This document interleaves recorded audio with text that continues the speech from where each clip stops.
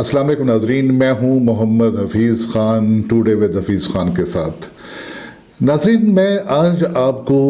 پاکستان کی ایک بڑی اہم شخصیت کے متعلق کچھ ایسا بتانے لگا ہوں جو اس سے پہلے آپ نے نہیں سنا ہوگا۔ کیا آپ نے کبھی سنا کہ کسی مقتول نے زخمی ہونے کے بعد اور اپنی موت کے درمیانی عرصے میں اپنے قتل کی FIR خود لکھوائی ہو؟ یا کبھی آپ نے ایسا سنا کہ کوئی شخص اس قدر طاقتور ہو کہ اس کے نام کو لے کر ایک دنیا تھر تھر کانپتی ہو اور اس شخص کا نماز جنازہ پڑھائے بغیر اسے رات کی تاریکی میں ایک ٹرالی پر ڈال کر، ٹریکٹر ٹرالی پہ ڈال کر قبرستان میں دفن کر دیا جائے؟ کہاں وہ عروج اور کہاں وہ بے بسی کی موت؟ میں بات کرنے لگا ہوں ایک ایسے علاقے کی کہ اگر آپ میاں والی سے عیسیٰ خیل جائیں تو درمیان میں دریائے سندھ کے کنارے ایک جگہ ہے، اس کا نام ہے کالا باغ۔ بہت خوبصورت جگہ ہے یہ۔ وہ جگہ ہے کہ جہاں دریائے سندھ پہاڑوں سے نکل کر چیختا چنگاڑتا ہوا میدانی علاقے میں داخل ہوتا ہے اور یکدم پھیل جاتا ہے۔ اسی مقام پر دریا کے کنارے ایک بورڈ بنگلہ ہے، اور بورڈ بنگلہ منسوب ہے ایک ایسی شخصیت سے کہ جنہوں نے کالا باغ کا نام تاریخ میں رقم کر دیا، اور ان کا نام تھا امیر محمد خان، نواب آف کالا باغ۔ امیر محمد خان پیدا ہوئے تھے 20 جون 2010 کو۔ انہوں نے ایچیسن کالج لاہور میں تعلیم پائی اور پھر آکسفورڈ یونیورسٹی انگلینڈ تک گئے اور وہاں بھی تعلیم پائی۔ واپس آئے تو جب 1940 میں قرارداد پاکستان منٹو پارک لاہور میں پیش کی جا رہی تھی تو انہوں نے وہاں پر کھڑے ہو کر کہا تھا کہ جتنا چندہ اب تک جمع ہوا ہے ویلفیئر فنڈ میں یا مسلم لیگ کے فنڈ میں، تو وہ اس کا دگنا اس میں کنٹریبیوٹ کریں گے۔ وہ شخص تھے کہ جن پر نگاہ انتخاب پڑی اس وقت کے مارشل لا ایڈمنسٹریٹر اور صدر محمد ایوب خان کی، کہ جب 1 یونٹ بنایا گیا اور پیرٹی کے اصول کے تحت 2 صوبے بنا دیے گئے، مشرقی پاکستان اور مغربی پاکستان، اور دونوں جگہ پر انہیں بہت طاقتور گورنروں کی ضرورت تھی۔ آپ سمجھ لیں کہ آج کا پورا پاکستان ایک مغربی پاکستان صوبہ تھا، اور آج کا بنگلہ دیش وہ ایک صوبہ تھا مشرقی پاکستان۔ تو یہاں پر انہوں نے نواب امیر محمد خان آف کالا باغ کو گورنر بنایا 1960 میں، اور اسی طرح 1960 میں انہوں نے مشرقی پاکستان کا گورنر بنایا جنرل اعظم خان کو۔ اب دونوں کی شخصیت میں جہاں ڈسپلن بہت تھا، لیکن شخصیت میں فرق یہ تھا کہ نواب کالا باغ بہت سخت گیر تھے، وہ کسی بات پر بھی سمجھوتا کرنے کو تیار نہیں تھے، اور یہ اصول ان کا ایسا تھا کہ صدر ایوب بھی ان کے سامنے دم نہیں مارتا تھا، اور انہوں نے کبھی اپنی فیملی کی خواتین کو گورنر ہاؤس لاہور نہیں لائے، اور نہ ہی انہوں نے اپنے بچوں کو، اپنے بیٹوں کو، وہ جو ایک باپ گورنر ہو آج کے پورے پاکستان کا اور مقتدر ہو، ان کو کسی قسم کے ایسے معاملے میں نہیں پڑھنے دیا کہ جس سے ان کا نام خراب ہو۔ ایک واقعہ جنرل جہانداد خان اپنی آٹو بائیوگرافی میں لکھتے ہیں کہ جو ان کے ملٹری سیکرٹری رہے تھے، اور وہ لکھتے ہیں کہ ایک بار وہ گاڑی کی پچھلی نشست پر بیٹھے تھے، کہیں جا رہے تھے، تو ان کے بڑے بیٹے ملک مظفر اس سیٹ پر آ کر بیٹھ گئے باپ کے ساتھ، تو انہوں نے اس کو جھڑکا اور کہہ دیا کہ آگے ڈرائیور کے ساتھ جا کر بیٹھو، یہ پچھلی نشست ملٹری سیکرٹری کی ہے۔ اور ادھر مشرقی پاکستان میں یہ عالم تھا کہ جو جنرل اعظم تھے وہ ڈسپلن تو تھے، سخت گیر بھی تھے، لیکن لوگ ان سے بے پناہ محبت کرتے تھے۔ ان کا جتنا بھی ڈسپلن تھا لوگوں کی بھلائی کے لیے، ویلفیئر کے لیے تھا، اور یہ دونوں لوگ بہت جلد اس وقت کے صدر اور جنہوں نے مرشلہ لگایا تھا پاکستان میں پہلا، جنرل ایوب خان، ان کی آنکھوں میں کھٹکنے لگے۔ جنرل اعظم کی پاپولرٹی دیکھتے ہوئے تو انہوں نے ان سے بہت جلدی جان چھڑوا لی، صرف 2 سال کے بعد 1962 میں، اور وہاں پر ایک بہت ہی جسے کہتے ہیں کہ تابعدار قسم کے ڈوسائل اور بڑے ہی دھیمے، ان کا نام منعم خان تھا،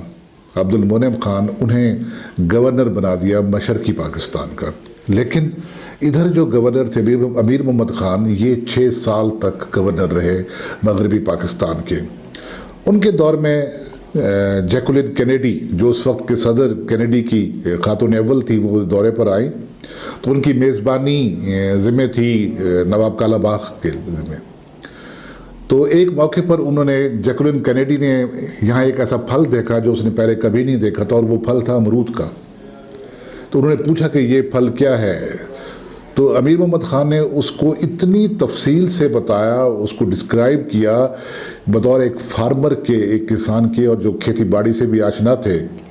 کہ جیکولین کینیڈی حیران رہ گئے۔ انہوں نے کہا کہ کاش آپ ہمارے ملک میں ہماری زراعت کے ایڈوائزر ہوتے صدر امریکہ کے۔ اب ہوا کیا کہ بہت جلد ہی ان دونوں کے درمیان، ایوب خان اور امیر محمد خان کے درمیان اختلافات پیدا ہونے لگے، اور اس میں جسے کہتے ہیں نا کہ اونٹ کی کمر پہ آخری تنکا، وہ ثابت ہوا۔ ایک الیکشن ہوا تھا، بائی الیکشن کراچی میں، جس میں غوث بخش بزنجو جیتے تھے، جو ایوب خان کے مخالف تھے،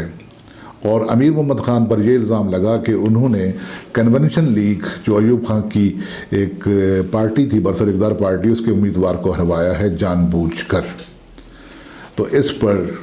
جو ناراضگی ان تک پہنچی، تو انہوں نے بھٹو کے معاملے کے برعکس، کے جنہیں برخاست کیا گیا تھا یا انہوں نے استعفیٰ دیا تھا، یہ خود انہوں نے اپنا استعفیٰ دیا، اپنی کار خود چلا کر گئے لاہور سے راولپنڈی، ایوب خان سے ملے، ان کے ساتھ کھانا کھایا، گپ شپ کی، اور اس کے بعد الوداع ہو کر یہ کالا باغ چلے گئے، اور پھر وہاں سے واپس نہیں آئے۔ نواب کالا باغ کی جو میں نے آپ سے شروع میں بات کی تھی کہ انہوں نے اپنے قتل کی FIR خود لکھوائی۔ ہوا کیا کہ ان کے گھر میں جب یہ گورنری سے فارغ ہو کر پہنچے تو پورا گھر ان کی اس سخت گیری سے ان کے خلاف تھا۔ ان کی 2 بیٹیاں تھیں، ایک بیٹی کی شادی ہو چکی تھی اور ایک بیٹی کی بھی شادی ہونی تھی۔ ان کے ایک دوست تھے جن کا ایک بیٹا انہیں بہت پسند تھا، اور اس کا نام تھا ڈاکٹر طاہر توسی۔ وہ اپنی بیٹی کی اس سے شادی کرنا چاہتے تھے، لیکن پورا خاندان سے مراد ان کے بیٹے، ان کی بیگم اور ان کا بردر اللہ، ان کا سالہ صاحب، وہ تمام لوگ اس بات کے مخالف تھے۔ لیکن وہ جو ہی گورنری سے فارغ ہو کر کالا باغ واپس پہنچے تو ان کے بیٹوں کا رویہ نافرمانی والا مبینہ طور پر ہو چکا تھا، اور یہ بات بھی کہی جاتی ہے کہ امیر محمد خان نے دل برداشتہ ہو کر یہ کہا کہ وہ اپنے کسی بیٹے کو اپنی جائیداد یا اراضی نہیں دیں گے، اور وہ اپنی اراضی اپنے ایک پوتے کے نام منتقل کرنا چاہ رہے تھے۔ اسی بات کا ایکسکیوز بنا کر ان کے تیسرے بیٹے ملک اسد نے مبینہ طور پر،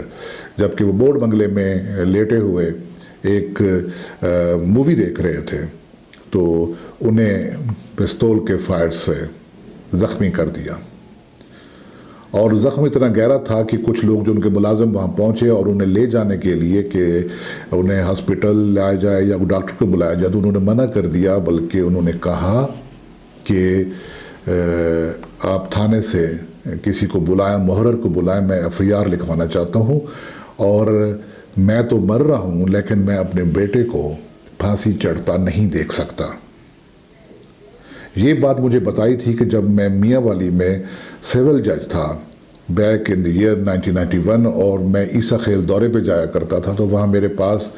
ایک ریٹائرڈ نائب تحصیلدار پیش ہوئے تھے بطور گواہ۔ انہوں نے مجھے یہ بات بتائی کہ جب وہ پٹواری تھے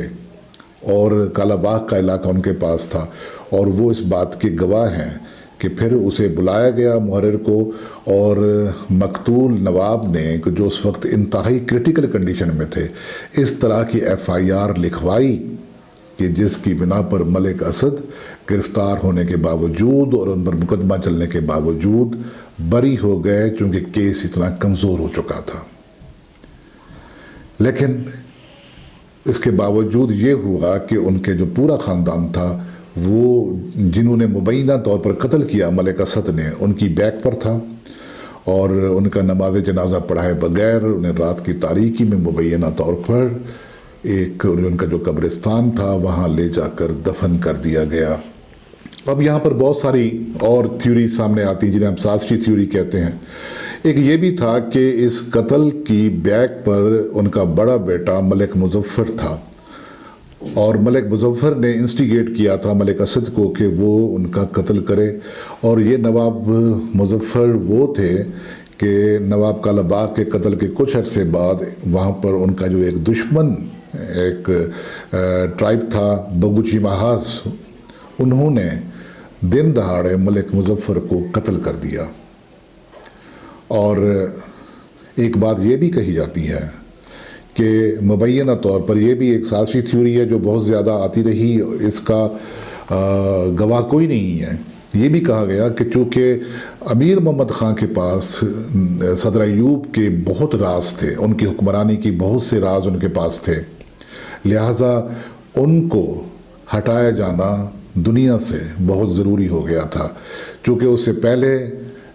जुल्फ़कार अली भुट्टो भी वहाँ से निकल आए थे और वो भी जो एक